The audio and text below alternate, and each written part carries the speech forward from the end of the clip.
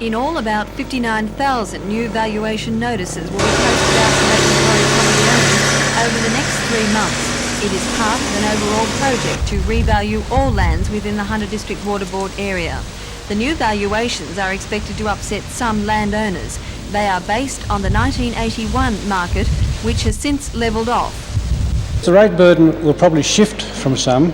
Some valuations will increase higher in average than others, and therefore the burden will shift from on these averages accordingly.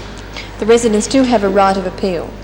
Yes, the residents have got 42 days to object to the valuations. The valuation objection must be forwarded to the Department of Valuer General and not Council.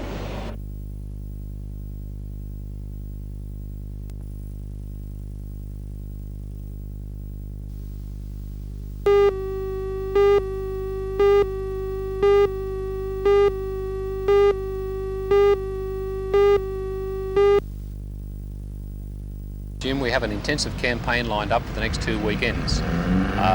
We have patrolling highway patrol cars equipped with KR11. That's the radar, is it? That's the radar. We have stationary highway patrol cars with Digidar, which is also radar. We have our police solo cyclists who will be able to penetrate heavy traffic and to solve any traffic problems. And of course we have our latest addition, which is the random breath testing bus, which will be used at every possible opportunity in the Newcastle area. Jim, I'd like to ask the people of Newcastle, if I could at this stage, to help us so that we can assist them into stopping the road carnage that happens each year, unfortunately, this part of our festive season. How do you think they can help? By having more awareness on the road, and of course the most obvious thing that we're all aware of now is the random breath testing, and for them to be very, very careful with their drinking habits. And if they are enjoying themselves, please ask a friend who is not drinking to drive their motor vehicle.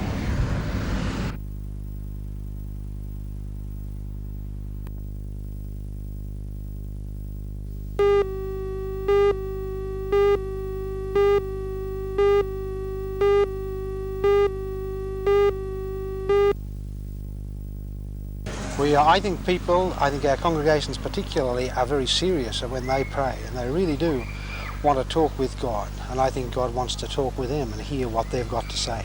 Sure, they'll take it seriously. In the case of prayers for rain, of course, though, there's always the point that if it doesn't rain, people say, well, what went wrong? Why didn't the prayers work?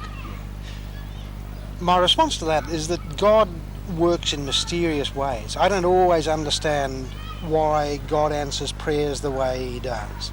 Sometimes we're being just plain selfish. Sometimes God's got a greater and a higher plan than that. I also think God works within the natural cycles of our weather, and that God allows the world to proceed the way it does, and sometimes he makes us pay for the mistakes that we make when we don't really care for and husband and shepherd the resources that he gives us. And I think we have to think about that one too. But God never has answered our prayers the way we've always wanted. It'd be a dreadful world if he did that.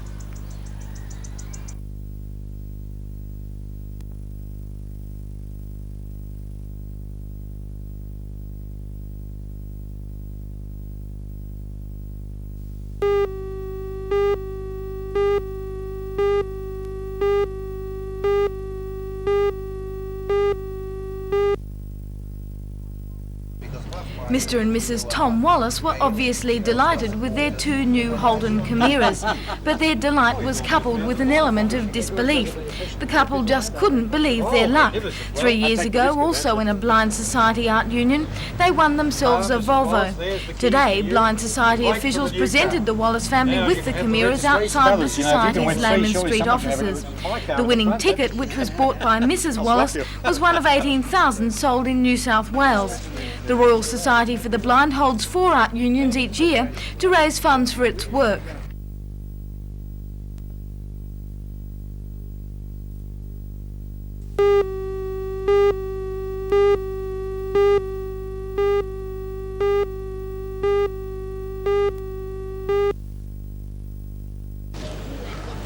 Up until midday, many shops appeared packed to the hilt, and for a number of hours afterwards, the city was still crowded with last-minute shoppers.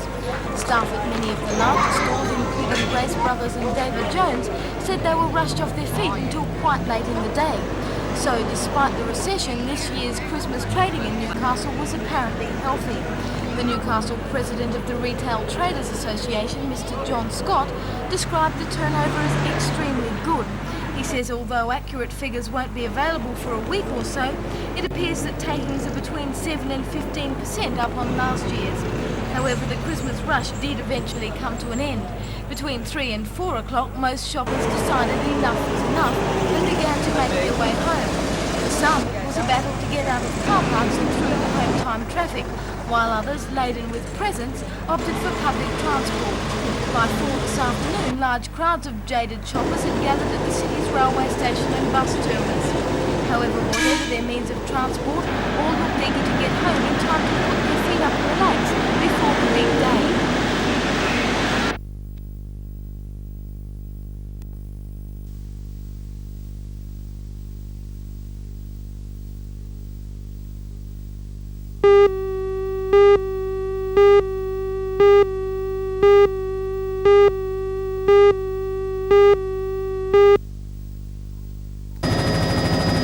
After a quiet weekend on Newcastle roads, traffic began to build up throughout the region today.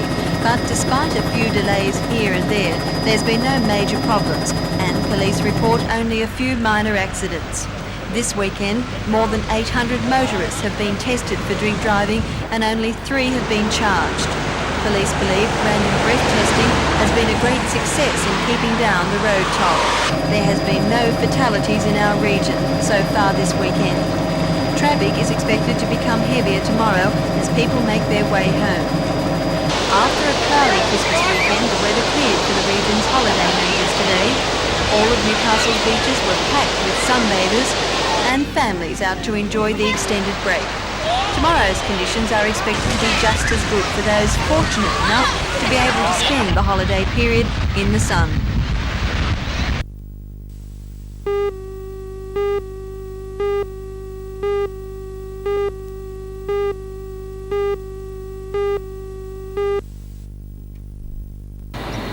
Killed in the accident was Kenneth Hall, 21, of Rosemount Drive, Raymond Terrace. Police say the man's car over 27 times. It's believed the man was not wearing a seatbelt and suffered massive head injuries. Mr. Hall left home around 11:30 last night, but the wreckage was not found until 6 o'clock this morning. A significant drop in the county on New South Wales roads follows the introduction of random breath testing. Since Christmas Day, nearly 800 people in Newcastle have been tested, but no one charged with a drink driving offence. Sergeant Ian Query from the Police Traffic Branch says nearly 80% of all drivers tested have been women. The Blues bus has been on the road in Newcastle since 4:30 today and will remain active at various locations while there's still traffic on the roads.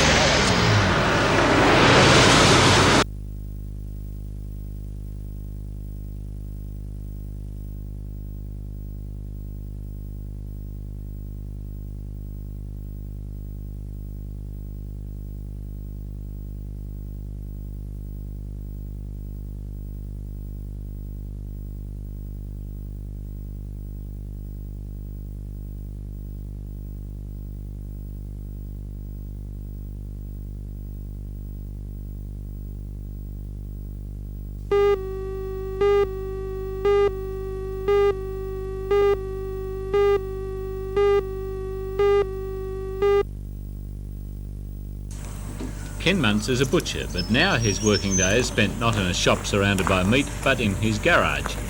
Early this year, Ken put into production an idea that was prompted by the rising cost of ham and bacon.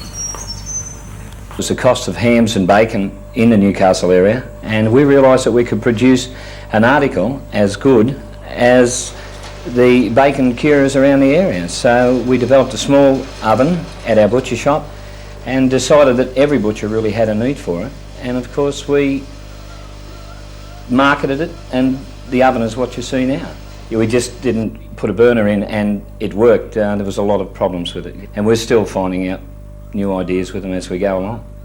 People laughed at you when you first said you'd build your own smokehouse. Oh yes, everybody did. Actually, I had a fellow work with me who said I was building the most expensive storehouse he'd ever seen in his life. And because when we put our first lot of bacon in, it came out, he said, "I told you it would work."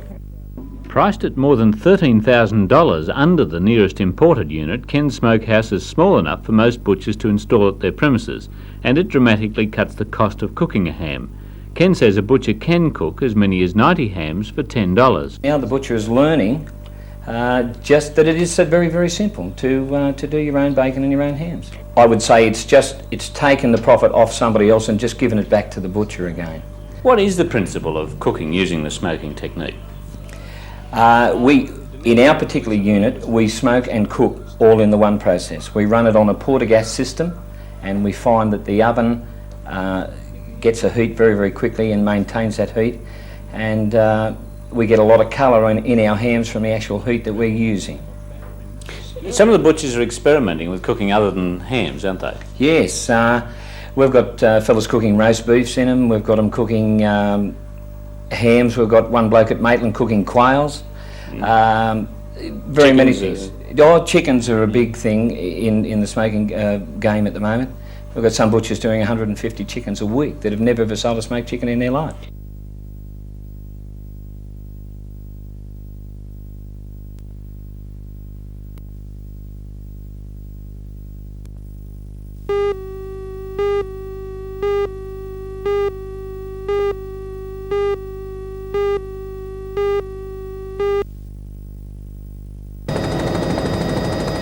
$40 million tourist dollars flow into the Central Coast region each year, but the peak period is without doubt the summertime. Each summer, thousands of holidaymakers from all over New South Wales choose the Central Coast as the place to go to get away from it all. This season is no exception. The recession certainly hasn't kept people at home. Since the Christmas break, the staff at the Tourist Information Office in Gosford has been flat out advising travellers of available accommodation and places of interest. It's been very busy, about 50% up on last year. A lot of people in the area coming up by train, cars, a lot of local people moving around as well. Today, traffic was heavy on the normally quiet Gosford streets as holidaymakers continued to make their way into town. On the beaches, the story was the same. Everywhere was crowded. Already, most of the caravan parks are nearing capacity, but while accommodation may be hard to find, at this stage it is still available.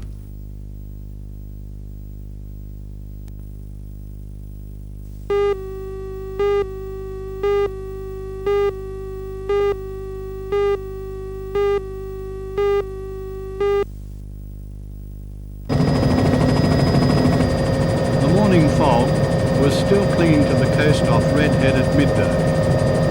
The NBN helicopter, returning from a Gosford mission, climbed above the overcast.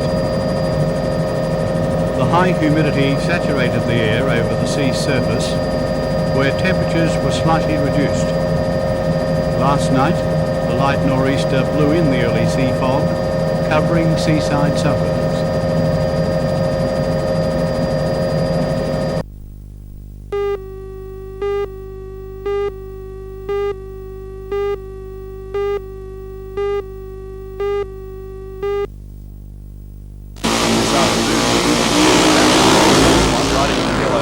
Practiced his starts and found the fast lane round the track on a borrowed bike. With him was young local hope Craig Borkham, and just watch the experience of the Englishman as he drifts out wide, heads for the fence to crash, but he cool, he stands on the sheet and puts on the bout. Sean's reputation is known worldwide. Yeah, I've been pretty successful in England, and on the continent, but regards to the test, it's going to be interesting, I think. This is the first time ever in Australia that you've had a test series under these conditions. Yeah, that's right. We've sort of made history by coming out here as an official test, and we hope to make it good by taking the trophy home as well. Craig Borkham is not overawed by it all. I think it might be a bit different on Sunday, but just following the earlier heats, find out what they're doing. This is, unique. We've never ridden on anything I'm like sure this they're before. following. You're riding a specialised bike. Yeah, it should be a lot of experience to us. Are you hoping to get overseas one day yourself? If I can afford it.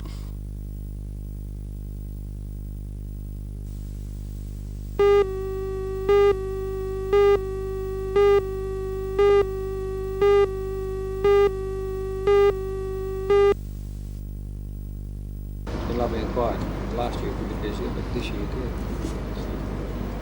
No, go. Well, it's not actually the lobster pots, but it's the floats that are attached to the lobster pots. They float on the surface. They're readily seen in daylight hours, but of a night time or in fog, as it happened the other night, very dense fog, they're almost impossible to see. Now, any big shipping are not worried about these things because they're not far enough out. But they are in close to the shore. They are extending out as far as 6 and 7 miles from the coast. And they do present a major problem to small craft. If you don't see them, you can foul your propeller, foul your shaft, and you've got big problems.